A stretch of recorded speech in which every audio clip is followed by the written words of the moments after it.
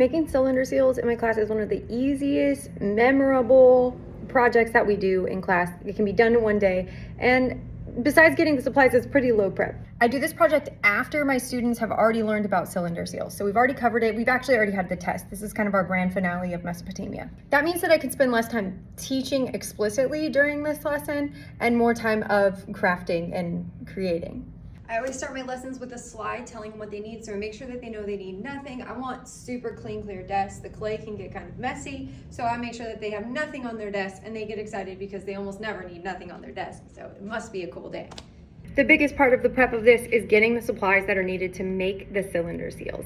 So the things that I have used in the past. First, you're gonna need some kind of clay. I use air dry Crayola clay. This is the one I've used for 3 or 4 years, and I will keep going back to this. Now you have options. You have the 5-pound thing, and I feel like this fits a class of 26. That's my class size.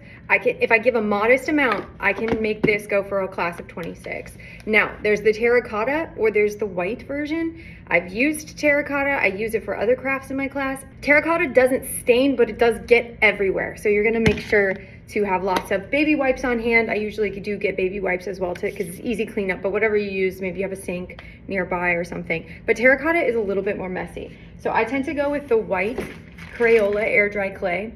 But I do 2 things that involve clay in the first quarter. So I buy the bulk pack of this 25-pound box that comes like this in big chunks. And 4 of them are individually wrapped. They are more than that 5-pound amount, so I usually have some left over. I use the leftovers for my 8th grade Native American quilting project. That comes up really soon. So we have that. The other thing you need is some kind of stylus. Now I've seen teachers who just have the students use their own pencil, and they just can clean it off with a baby wipe when they're done, which is definitely an option to keep your costs down a little more. I've used plain toothpicks in the past, and this does work okay. The students do find them a little hard to work with because they're very small, and you just don't have as many options. I tried this year these skewers. They're like fruit skewers, and these were allowed for a little more creative artistry because they were able to use this to kind of scrape down the edge. They are a little more intense. If you don't trust your class with pointy objects, maybe you stick with the toothpicks. But that is all of the supplies that I need, and here are the 3 things I prepped before the assignment. So the first thing I do is display a cylinder seal, and I remind them of how it was used. We review a little tiny bit. We just had the test. I say, hey, yesterday on your test you had something that said merchants sign their documents with what? And then they're like, cylinder seal, because they know it, because they're super smart and they've studied for their test. And then so I show them, okay, this is what it looked like, and remember they're gonna roll it out on the clay, and I show them that there. The next thing I'm gonna do is pull up this alphabet for the students who are interested in writing their initials in cuneiform. And so I keep these side by side so they can remember what their cylinder seal has to look like, and they can have a reference chart for the alphabet if they want to.